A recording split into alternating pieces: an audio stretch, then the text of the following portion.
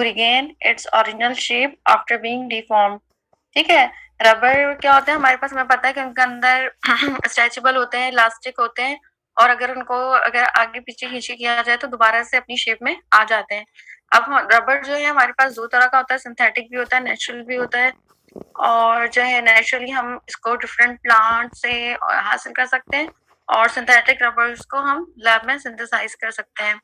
The term rubber was used by English chemist Joseph Priestley for gummy material obtained from trees because the gum has ability to rub out or erase the pencil marks.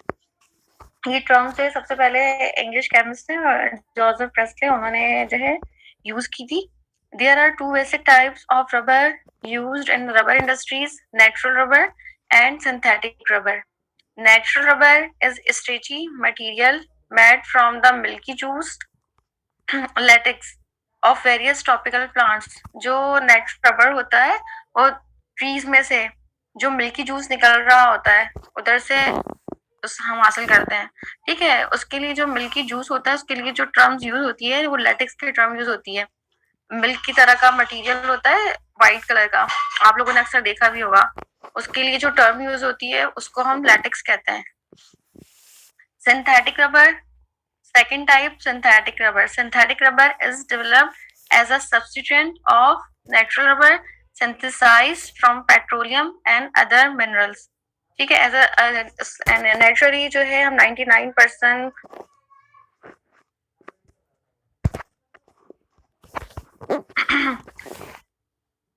अब जो है naturally जो है different वो होते हैं जिनके जरिए हम ट्रीज वगैरह हैं जिनसे 99% हम जो है रबर हासिल कर सकते हैं।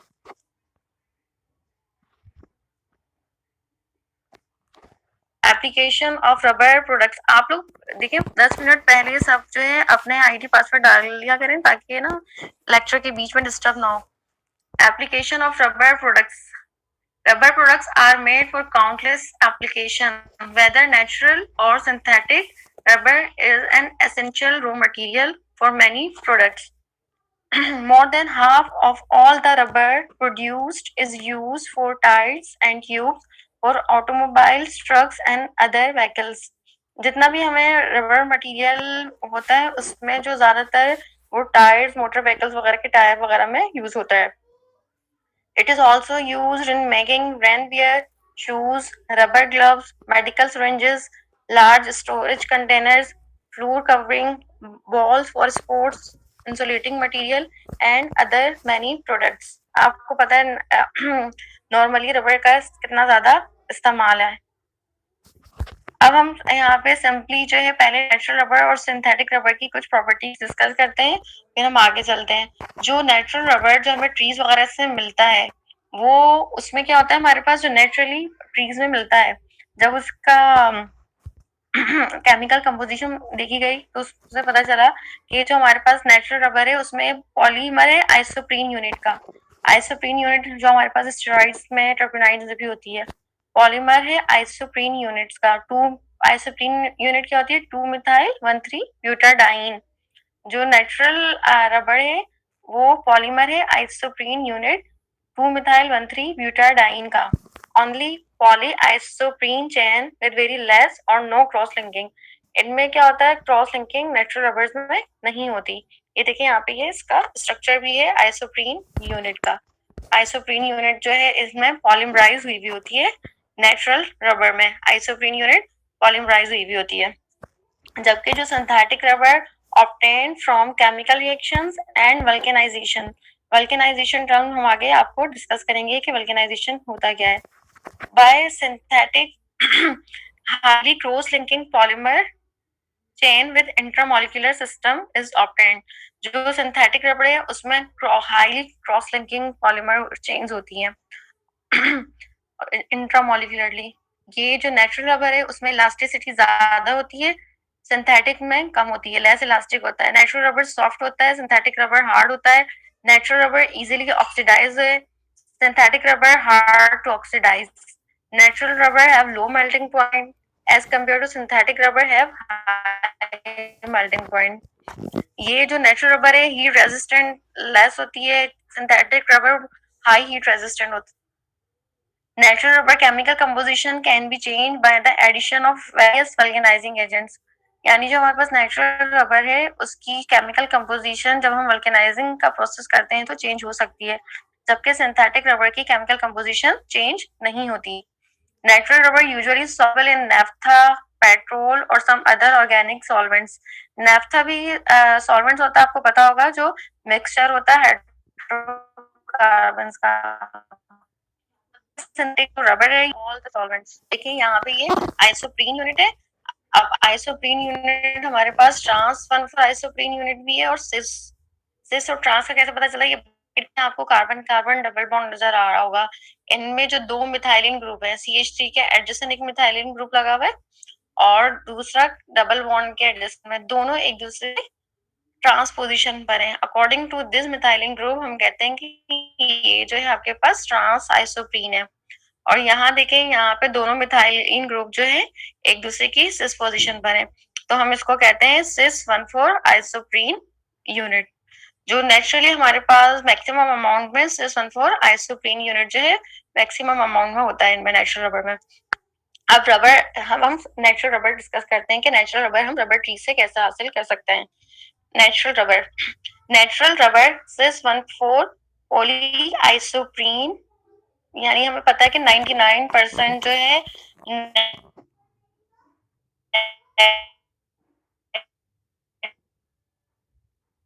नेचुरल रबर में है, ठीक है। 1,4 poly isoprene is processed plant products that can be isolated from several hundred species of trees and plants. The milky shape और latex जो इसके लिए जो हमें मटेरियल मिलता है ट्रीज के जरिए, तो वो जो है लेटेक्स के, उसको हम लेटेक्स यूज करते हैं। लेटेक्स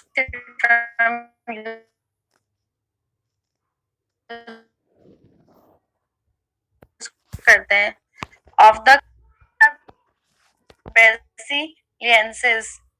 अगर आप लोगों को कुछ पूछना वगैरह है ना, तो आप लोग उसके जरिए व्हाट्सएप के थ्रू पूछ लीजिएगा। ये हैंड रेज आ रहा है मेरे पास। The milk sap or latex of the commercial rubber trees, Hevia brasiliensis, provides essentially 99% of the world supply for natural rubber and main constitute is cis polyisoprene। जो 99% हमें जो रबर मिलती है, जो वर्ल्ड पूरी दुनिया में सप्लाई की जाती है, वो हमें हेविया ब्रासिलियंसिस ट्री से मिलती है, ठीक है। और उसमें जो मैक्सिमम अमाउंट में है पॉलीसिस आइसोप्रीन यूनिट होती है, और जो trans polyisoprene also found naturally बस in less amount. Natural trans 1,4 polyisoprene is known as gutta percha. जो ट्रांस 1,4 आइसोप्रीन है उसको हम नॉर्मली जो है गुटा पर्चा कहते हैं, क्योंकि जो कॉमन नेम है ट्री से मिलता है उसको गुटा पर्चा बोलते हैं। और जो ये प्लांट ट्रीज है उसका जो वैसा नाम है बायोलॉजिकल, वो है सेपोटेसी ट्री से मिलता है। This produces a less pure rubber than the cis isomer। जो ट्रांस 1,4 आइसोप्रीन है उससे जो हमें रबर मिलता है वो लेस प्योर होता है कंपेयर टू सिस आइसोमर, जो उसके सिस आइसोमर से मिलता है। अच्छा, ये जो गुटा पर्चा है, it is brittle and hard in nature. Gutta percha is brittle and hard in nature and is used for golf ball covers, electrical insulation and other application not requiring the stretching properties of rubber। यानी जो उन material के उसमें भी use कर सकते हैं जिनमें स्ट्रेचिंग प्रॉपर्टीज जो रिक्वायर्ड नहीं होती हैं। ये आपको नजर आ रही होंगी, ये गोल्फ बॉल्स हैं जिनके कवरिंग के कवर के लिए इस्तेमाल हो रहा है बनाने के लिए। अब जो हमारे पास प्रोडक्शन होती है रबर की फ्रॉम ट्री से, नेचुरल रबर की, उसमें जो उसके प्रोडक्शन का स्टेप होता है वो टैपिंग कहलाता है। जो हम उसको कलेक्शन का प्रोसेस होता है, फर्स्ट स्टेप में हमारे पास क्या होता है, कलेक्शन होता है लैटेक्स का, वो ये प्रोसेस कहलाता है टैपिंग। टैपिंग में हम क्या करते हैं, rubber is harvested mainly in the form of the latex from the rubber trees और others. The latex is a sticky milky colloid drawn of by making spiral cut through the bark of the tree। यहाँ पे आपको tree नजर आ रहा होगा, यहाँ पे जैसे कट लगा दी जाते हैं जिसकी वजह से ये आपने अक्सर देखा भी होगा कि वो आपको इसमें इस तरह मिल्क किस तरह दूध निकल रहा होता है दरख्तों में से, तो ये क्या कहलाता है, लैटेक्स कहलाता है, और इससे हमें रबड़ हासिल की जाती है। And collecting the fluid in vessel in a process called tapping. ये जो कलेक्शन का प्रोसेस होता है लैटेक्स का, ये टैपिंग कहलाता है। यानी जो हमारे पास फर्स्ट स्टेप है प्रोडक्शन ऑफ रबर में फ्रॉम ट्री से, वो टैपिंग कहलाता है। जो and then next step preservation and coagulation of latex. After tapping, small amounts of preservative mixed with rubber because latex is unstable and it undergoes putrefaction. अब हमने tapping के बाद उसको प्रिजर्व करना होता है, उसके लिए हम डिफरेंट प्रिजर्वेटिव एजेंट्स हम लोग होते हैं इसके, तो उनमें प्रिजर्वेटिव एजेंट डाल दिए जाते हैं, क्योंकि ये इसमें क्या होता है, पुट्रेफैक्शन क्या है, इसकी डिकम्पोजिशन हो जाती है, जो माइक्रो ऑर्गेनिजम्स वगैरह हैं उस पर अटैक कर देते हैं उसको। अगर हम इसको जो है प्रिजर्व नहीं करेंगे तो उसमें पुट्रेफैक्शन का प्रोसेस, पुट्रेफैक्शन मीन्स कि उसमें डिकम्पोजिशन हो जाएगी, स्मेलिंग हो जाएगी, एरोबिक ऑर्गेनिज्म उसमें अटैक कर देंगे, इसलिए उसको स्टेबलाइज करने के लिए हम उसमें प्रिजर्वेटिव यूज करते हैं।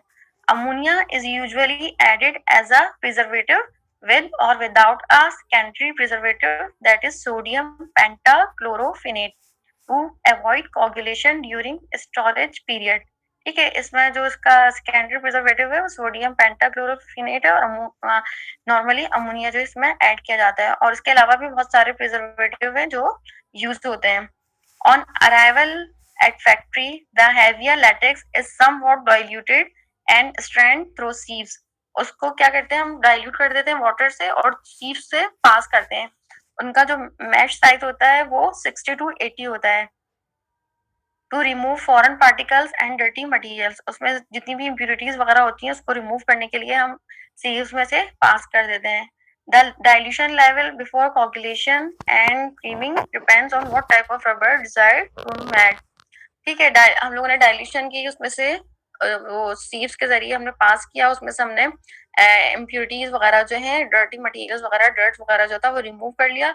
कोagulation was done by addition of acetic acid और फॉर्मिक एसिड। अब हमारे पास जो लैटेक्स था, लैटेक्स में हमने उसमें वाटर भी डाला हुआ था, वो डाइल्यूटेड था, तो उसमें हम जब एसिटिक एसिड और फॉर्मिक एसिड डालते हैं तो हमारे पास उसमें रबर जो है कोagulate हो जाती है, लैटेक्स में से रबर बनना शुरू हो जाती है, उसमें कोagulation स्टार्ट हो जाती है, यानी सॉलिडिफाई होने लग जाती है।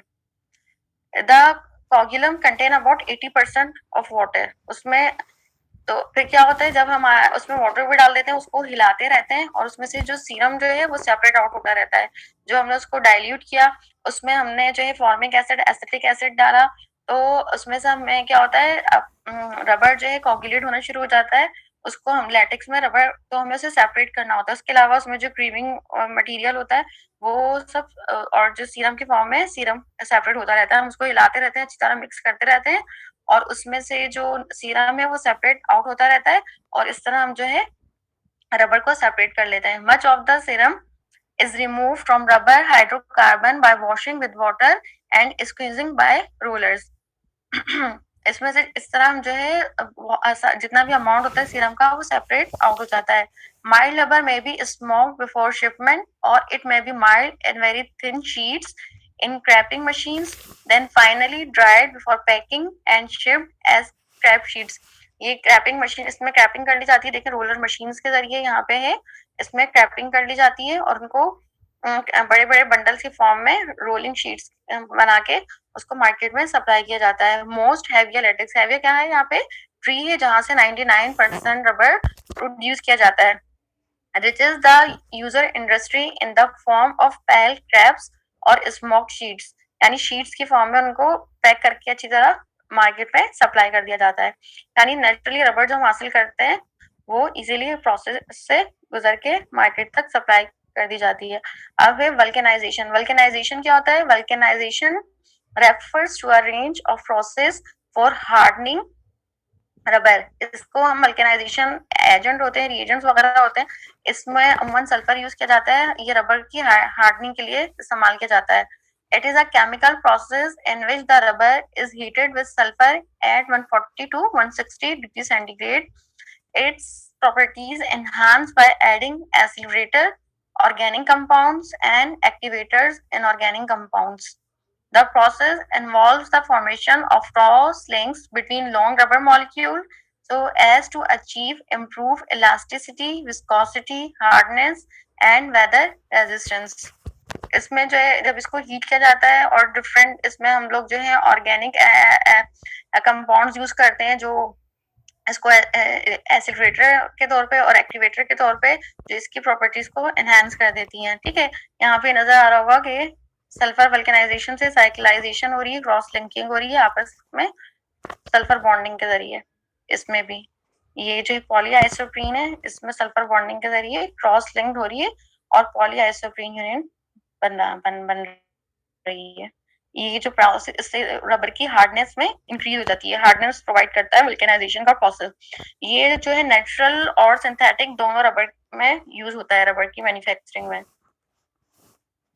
The term originally referred exclusively to the treatment of the natural rubber with sulfur, which remains the most common practice. However, it has also grown to include the hardening of other synthetic rubber via various means.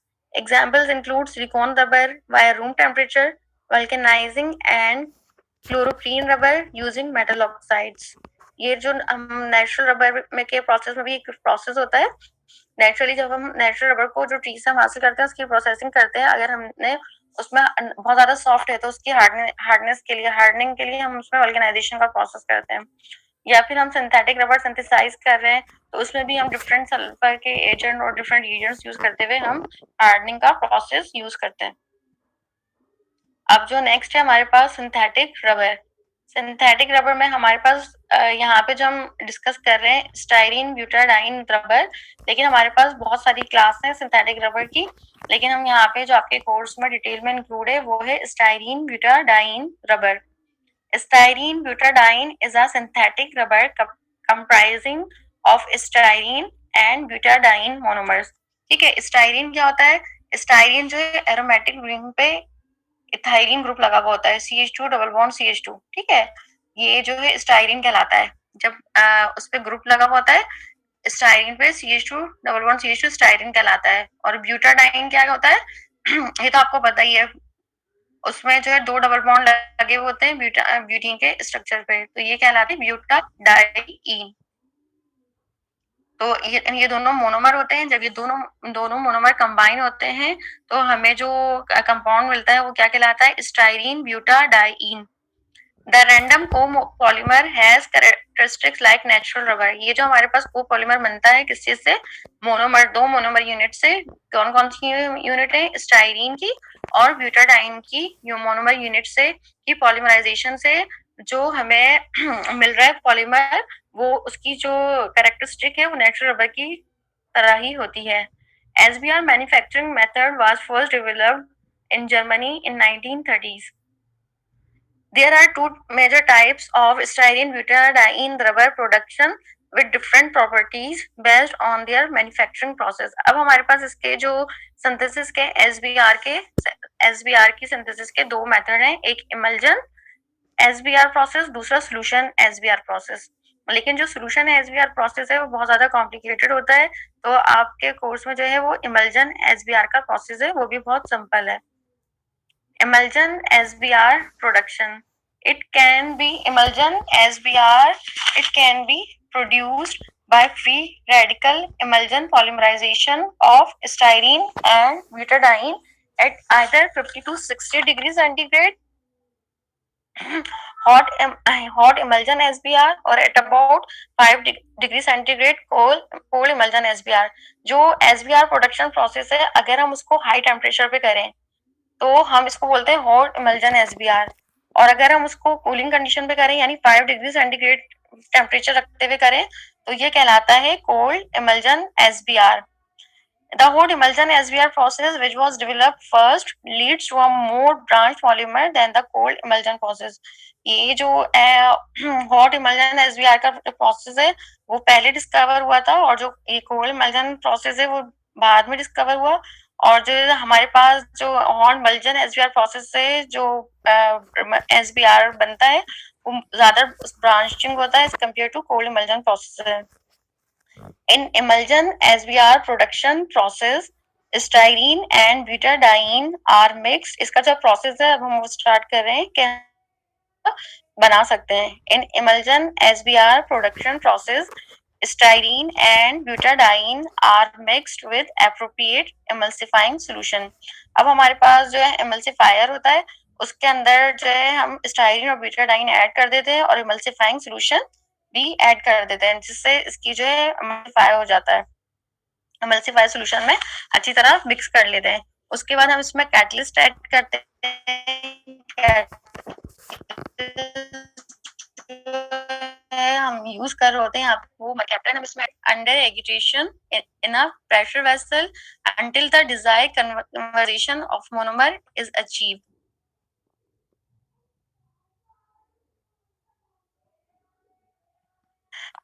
And then heated under agitation in a pressure vessel until the desired conversion of monomer is achieved, and then polymerization is stopped with suitable chemical.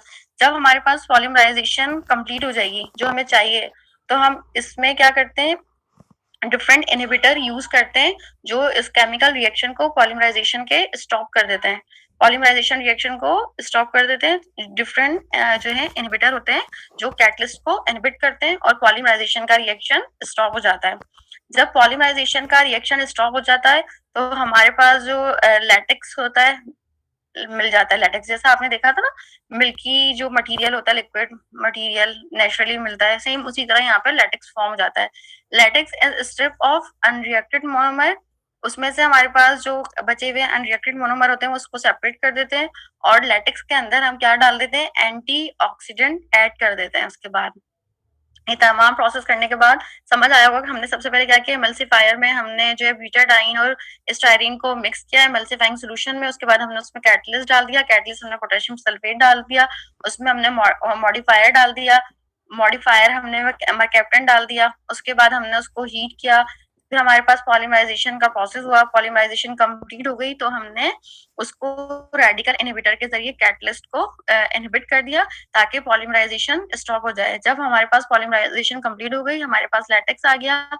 Latex में से जो unreacted monomer थे हमने उसको separate कर दिया। उसके बाद हमने उसमें एंटीऑक्सीडेंट ऐड कर दिया।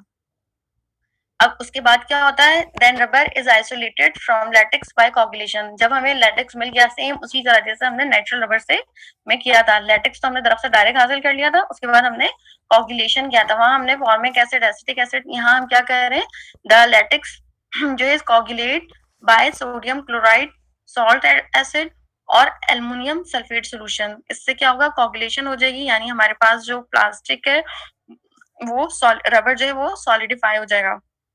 The finished butadiene styrene rubber contain some other compounds, क्योंकि हमने इसके अंदर जो है सोडियम क्लोराइड भी यूज किया है, एंटीऑक्सीडेंट भी यूज किया है, तो उसमें दूसरे कंपाउंड्स भी होते हैं जैसे फैटी एसिड्स हैं, इनऑर्गेनिक मटेरियल्स हैं, एंटीऑक्सीडेंट्स हैं, मॉइस्चर्स हैं। अब हमने जो यहाँ पे डिफरेंट एजेंट्स वगैरह जो हम इसमें यूज कर रहे होते हैं, जैसे हमने यहाँ पे एंटीऑक्सीडेंट डाला तो वो उसकी क्या करता है, उसकी रबर की स्टेबिलिटी को बढ़ा रहा होता है, उसकी जो एजिंग है उसको रिड्यूस करता है ऑक्सीडेशन के जरिए। इनमें हमने एंटी डिग्रेडेंट्स भी यूज करते हैं जो to provide protection during services, coupling agent use करते हैं to provide a stable bond. इसमें हम डिफरेंट पिगमेंट्स यूज करते हैं टू प्रोवाइड कलरिंग मटेरियल, ठीक है, to develop coloured rubber compounds to add appeal to consumer products. Organic pigments give brighter shades of colours than inorganic pigments. Different type के होते हैं, organic भी होते हैं, इनऑर्गेनिक भी होते हैं। इसके अलावा हम इनमें प्लास्टिसाइजर्स भी यूज करते हैं डिफरेंट, जो जब हम प्रोसेस स्टार्ट करते हैं उन्हीं में ये हम ऐड कर देते हैं। वो डिपेंड करता है तरह की जो रबर है वो सिंथेसाइज करनी है। प्लास्टिसाइजर्स हम क्यों यूज कर रहे हैं, to reduce hardness with a given level of filler. They also help improve low temperature flexibility.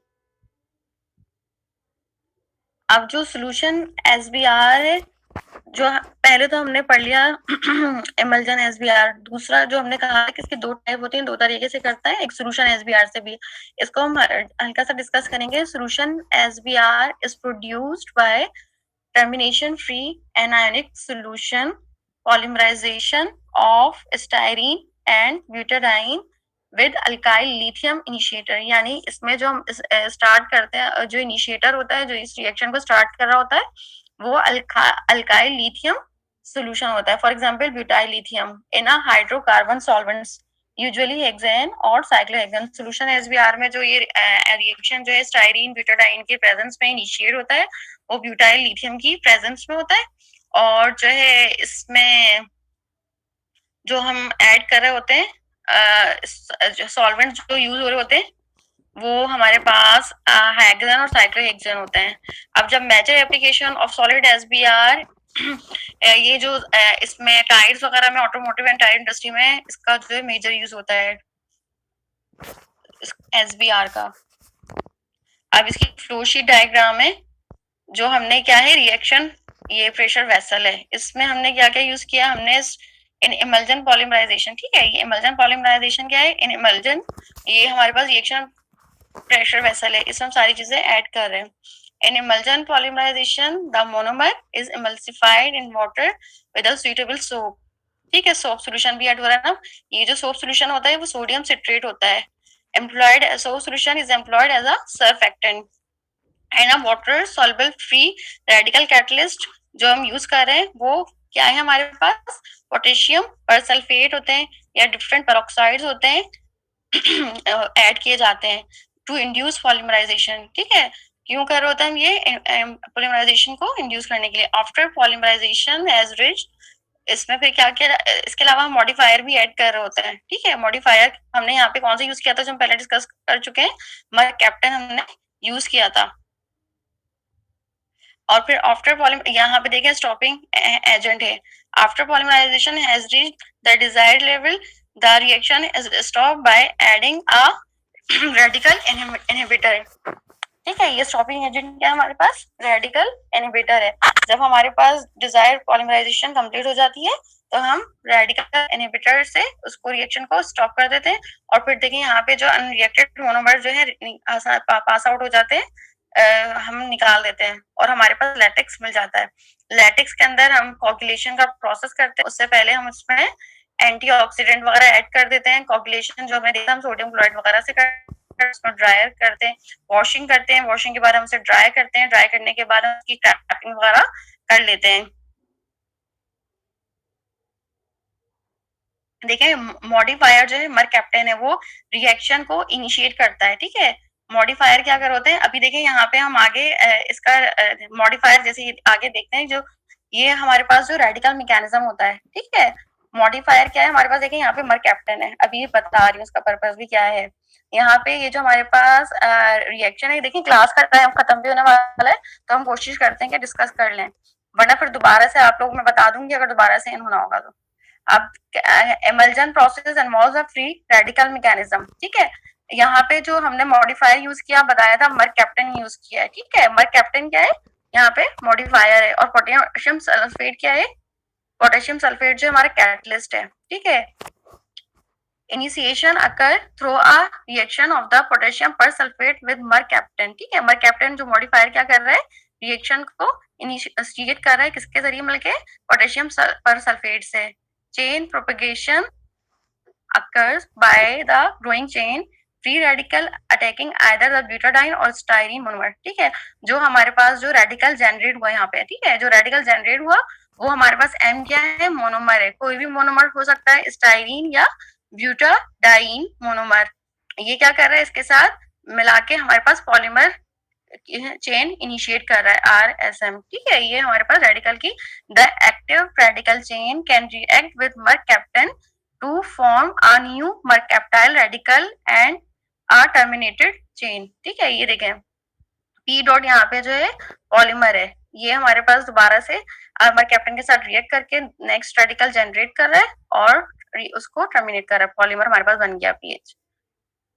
फिर नेक्स्ट स्टेप क्या है the mercaptyl radical then can initiate an additional chain. जो मर्कैप्टाइल रेडिकल है वो एक और एडिशनल चेन को generate कर रहा है. The molecular weight of the chain can be controlled by the concentration of mercaptan by this chain transfer mechanism. ठीक है अगर हम mercaptan के जरिए क्योंकि ये हमारे पास जो है मॉडिफायर है इसके जरिए हम जो है रिएक्शन को इनिशिएट कर रहे हैं इसको कंट्रोल करके हम जो हमारे पास जो मॉलिक्यूलर वेट है उसको हम कंट्रोल कर सकते हैं. फिर हमारे पास जो लास्ट में है टर्मिनेशन का स्टेप है। Termination also can occur by the reaction of two free radical through either combination और the mercaptile radical also can react with growing chain to lead termination। आपस में दो देखें ये पॉलीमर कंबाइन होके भी टर्मिनेशन कर सकते हैं। पॉलीमर जो है उसके साथ इथाइलिन यूनिट के साथ कंबाइन हो जाएंगे और जो है हमारे पास ये टर्मिनेशन का स्टेप हो जाएगा। स्लाइड्स जो है सेंड कर दूंगी। इसके अलावा जो आप लोगों के पास कुछ सवाल वगैरह है, कुछ पूछना है तो आप लोग जो है उसके जरिए व्हाट्सएप के थ्रू वॉइस मैसेज जिसके जरिए वगैरह भी पूछना चाहें तो पूछ सकते हैं। ठीक है, यहाँ पे देखें ये जो इम्पोर्टेंट रबर के टाइप्स के नेचुरल रबर आप लोगों ने पढ़ लिया। ये पॉलीआइसोप्रीन रबर होता है, स्टाइरिन ब्यूटाडाइन रबर के बारे में आपने पढ़ा है। पॉलीब्यूटाडाइन रबर, ये डिफरेंट टाइप्स हैं। इनको इलास्टोमर्स भी बोलते हैं, रबर भी बोलते हैं। ठीक है, टाइप्स ऑफ रबर या इलास्टोमर, ये इनकी प्रॉपर्टीज लिखी हुई है और इनके कॉमन यूजेस लिखे हुए हैं। ठीक है, ये आप लोग खुद से पढ़ लीजिएगा। ठीक है, अब यहाँ पे ये डिफरेंट टाइप है। ब्यूटाइल रबर है, इथाइलिन प्रोपाइलिन रबर है, पॉलीक्लोरोप्रीन रबर है, नाइट्राइल रबर है। ये आप पढ़िएगा। इससे रिलेटेड मुझे आपको थोड़ा सा असाइनमेंट भी देना है। ये पॉलीसल्फाइड है, सिलिकॉन है, रिक्लेम्ड रबर है। ठीक है, ये सारी डिफरेंट टाइप्स रबर्स की हैं और यहाँ पे इनकी प्रॉपर्टीज और कॉमन यूजेस भी दिए हुए हैं। सही है, अब ये सब इसमें थ्योरेटिकल है, सब कुछ डिटेल में लिखा हुआ है, तो ये आप आराम से इसको अच्छी तरह से डिटेल में पढ़ लीजिएगा। फिर जो है नेक्स्ट क्लास में आपको थोड़ा सा जब स्टार्ट करेंगे तो इसका थोड़ा सा पहले मैं असाइनमेंट दूंगी और फिर उसके बारे में नेक्स्ट हम टॉपिक स्टार्ट करेंगे। नेक्स्ट क्लास की डेट मैं बता दूंगी आपको, क्योंकि अब आपकी क्लास का टाइम जो है खत्म होने वाला है। तो ये है कि आप जो है और इसको अच्छी तरह से, लेकिन ये जो पॉइंट्स हैं इनको अच्छी तरह से पढ़ लीजिएगा और इनमें जो ये भी देखिएगा, इनमें जो मैंने बताया है जो स्टाइरिन रबर वगैरह है, इनमें जो मॉडिफायर वगैरह है वो डिफरेंट हो रहे हैं। तो उनके थोड़ी सी आप लोग लिस्ट भी देखिएगा कि कौन कौन से यूज हो रहे हैं। ठीक है, ये सारी जो इनके लिस्ट है ना, ये जो मॉडिफायर है, कैटलिस्ट है, सोप सोल्यूशन है। ठीक है, ये जो मोनोमर्स होते हैं ये डिफरेंट होते हैं। ये यहाँ पे हमने जो किया है, ठीक है, हमने जो यूज किए हैं इसके अलावा भी यूज होते हैं और जो रिएक्शन को स्टॉप कर रहे हैं। ठीक है, ये सब आप चीजें अपने असाइनमेंट्स के लिए बनाइएगा, नेक्स्ट असाइनमेंट्स के लिए। एक असाइनमेंट जो है आप तैयार करके रखिएगा, फिर मैं आपको डेट दूंगी तो वो आप लोग ऑनलाइन सबमिट करा दीजिएगा। जब आएंगे तो फिर वो क्लास में सबमिट होगा। चले, हम अब क्लास का टाइम खत्म हो रहा है, अपनी क्लास खत्म करते हैं। फिर नेक्स्ट क्लास की डेट में आपको बता दूंगी और ये आपको स्लाइड्स मिल जाएंगी अभी।